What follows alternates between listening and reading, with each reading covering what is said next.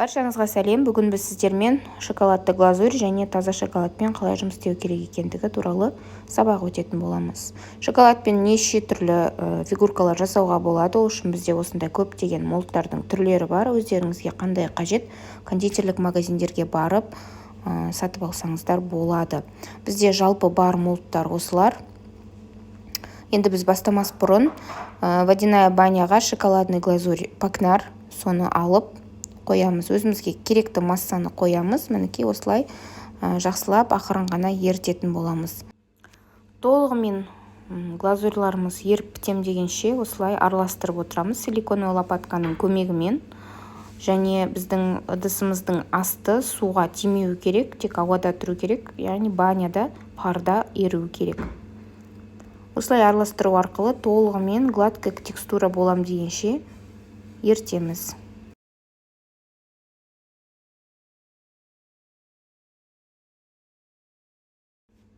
Мінекей біздің глазурьіміз дайын. Келесі кезекте біз осындай шарлардың ішін кондуринмен бояймыз. Құрғақ кондуринмен осылай міндетті түрде барлығын бір келкі етіп боялғанша бояп аламыз кисточканың көмегімен.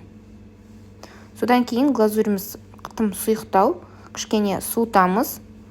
Суғаннан кейін барып осылай бір-біріне құйып жан-жағының барлығына тигізіп жағамыз. Суығанда кішкене қоюланады. Қазір бізде сұйық болып тұр.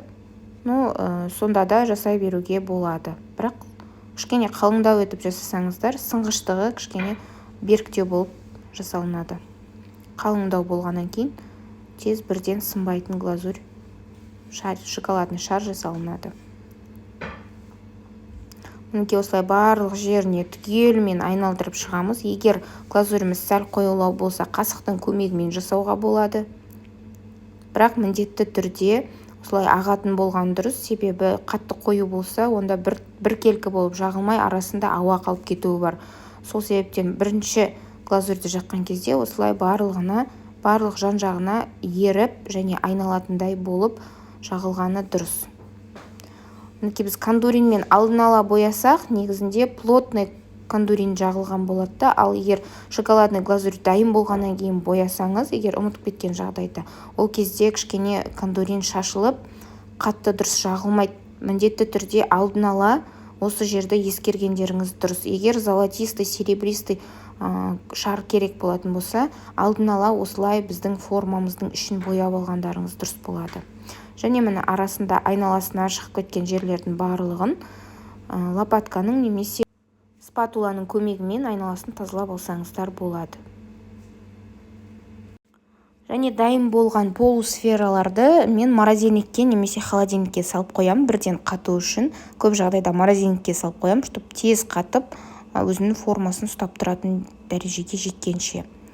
Бірақ та алдын ала осылай барлық жеріне тигізіп, қоюлығын контролировать етіп отырып, барлық жеріне тигізгендеріңіз дұрыс.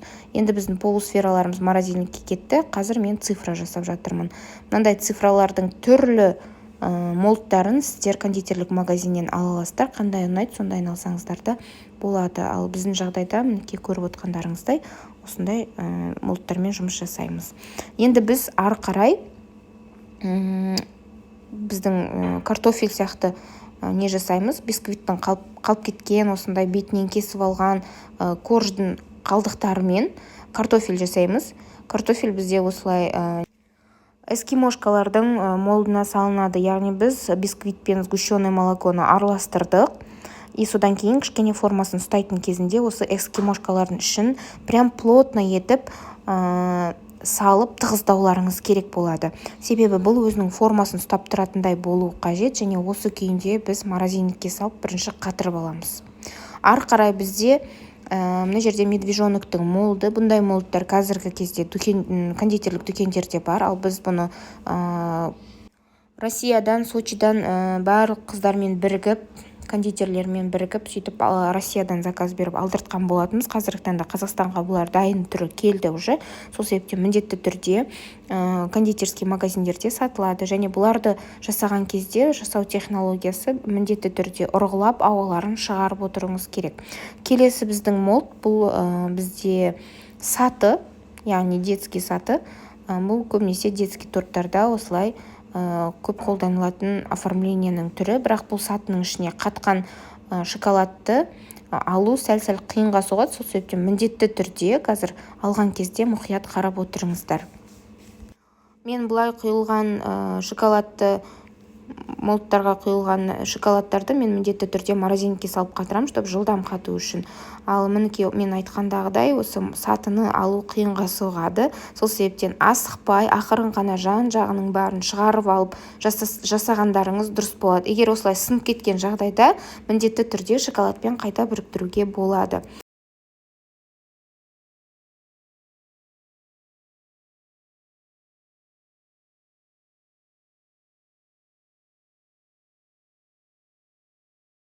Мінекей біздің медвежоноктың молды осылай алынады. Барлықтарын мұқият қарап отырыңыздар, қалай жұмыс жасау керек екендігін. Және мінекей құлағы бөлініп алынып шықты. Енді ол құлағын тоже шоколадпен жабыстыратын боламыз алдағы уақытта. Мінекей біздің полусфераларымыз дайын. Мінекей айналасы тым жұқа. Міндетті түрде сол жұқалықты қайта осының үстіне шоколад құйып қалыңдатуыңызға болады.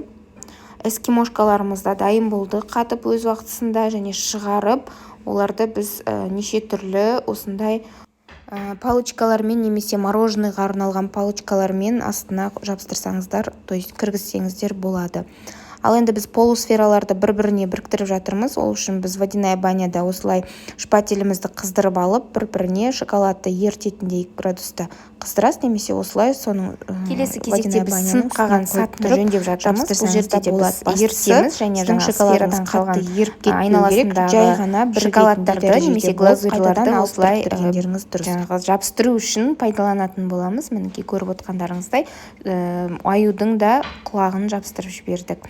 Енді натуральный шоколадпен біз қазір жұмыс істейміз. Біз көбінесе эскимолардың сырттарын натуральный шоколадпен қаптайтын боламыз. Себебі эскимо тістеген кезде қатты қытырламайды, және тістегенге ыңғайлы болып тұру үшін натуральный шоколад қатты қатпайды. Яғни не темперированный шоколадпен жұмыс жасаймыз. Біздің тақырыпта темперированный шоколады жоқ. Сол себепті сіздерге просто натуральный шоколадпен жұмыс жасауды көрсетемін. Яғни натуральный шоколадпен бұлай еріткендегі негізгі жұмыс жасау, бұл бізде тек қана әлі глазурлар полностью ерімей тұрып шығаруымыз қажет болады микроволновкадан, және де кішкене сұйылту мақсатында сұйық май құйылды. Міне енді біздің қатқан осы картошечкаларымыз немесе эскимошкаларымызды осылай шоколадқа салып отыру арқылы барлығын тигіземіз. Яғни глубокий посудаға аз ғана шоколадты жасауымыз керек болады. Бізде шоколад Калибаут, белый шоколад. Біз жаңа сұйық майды сәл көптеу құйып жібердік. Соның себебінен біздің шоколадымыз сәл сұйықтау болып, эскимолардың сырттары полностью аппақ болып жағылмай жатыр. Немесе бұндай жағдайда қазір эскимо қатқаннан кейін тағы да бір слой шоколад жасап жіберсеңіздер болады. Міндетті түрде. Енді біз арқарай осылай қасықтың көмегімен шоколадтарды құйып жатырмыз.